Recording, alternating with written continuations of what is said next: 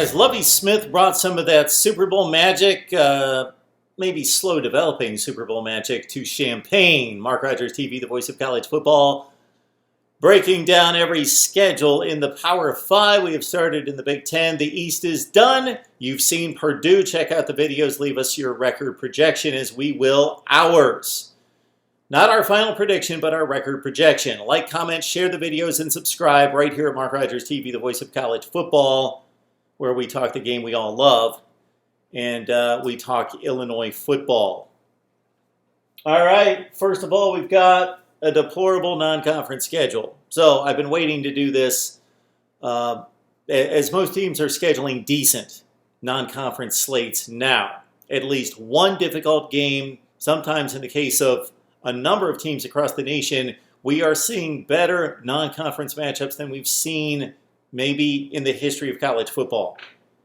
But Illinois, not so much. I understand protecting the program, understanding where you are as a program and trying to bring it along, but Illinois doesn't play anyone, never plays anyone. Go out there and schedule a mid-tier Power 5 team. Illinois State, UConn, and Bowling Green. That's an embarrassment for a Big Ten team to be playing. Illinois State, UConn, and Bowling Green.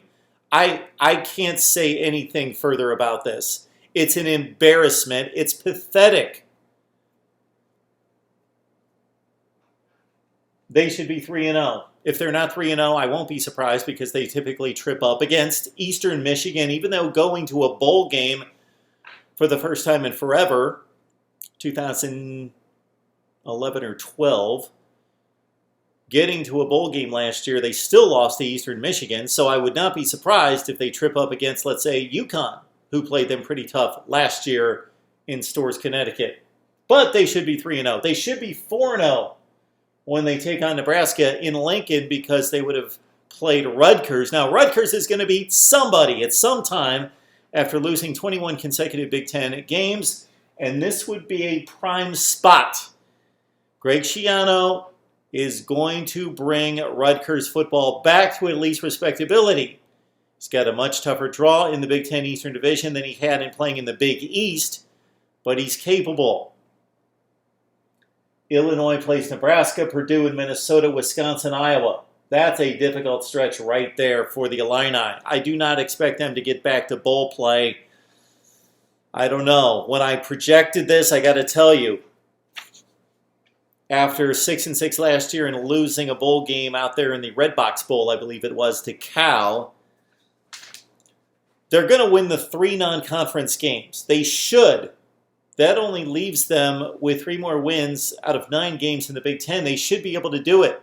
And my initial thought was that they would do it. 6-6 overall, 3-6 in the Big Ten. I look at this schedule now, and I'm leaning more toward 2-7. Sure, they beat Rutgers. And sure, they beat somebody else. Northwestern, Purdue. Those games are at home at least. At Nebraska, maybe, but probably not. The Huskers have been capable at home under Scott Frost. And then this is to Illinois, a murderer's row. If Northwestern bounces back to become Northwestern, and I'm not talking about Big Ten Western Division Northwestern 2018, but 7-5, 8-4 Pat Fitzgerald Northwestern, then Illinois they're in for a hurting here. Again, Nebraska on the road. Purdue's going to be much improved or substantially improved. Minnesota on the road at Wisconsin. Of course, Illinois pulled off the monumental 31-point underdog upset over the Badgers at home. Wisconsin's going to be out for revenge in that one. Iowa, Indiana on the road. Indiana, of course, coming off an 8-win season. Ohio State, need we say more, and Northwestern. I'm coming up with 3 wins just because I'm going to stick with my initial projection. Of course, the final prediction comes in August. I got the Illini getting back to bowl play at 6-6, 3-6 in the Big Ten. But keep in mind, as we have stated, and most notably in a call-in show recently, that it's easy to fall into the trap of projecting these teams to be similar to what they were last year. And with many of the programs, that's what they are. But more than 20 teams last year out of 75, I believe the number was 20. 20 teams out of the 75 in the Power 5 either increased by 3 wins or more or decreased by 3 wins or more. That's substantial. If that happened to Illinois, that means they would either go 3-9 or 9-3 in 2020. They're probably not a candidate for that unless they fall down to 3-9. That's possible. Lovie Smith trying to turn around a program. Good things happened in 2019. Will they continue in 2020? Need your record projection and thoughts on Illinois football and the rest of the Big Ten right here at Mark Rogers TV, the voice of college football.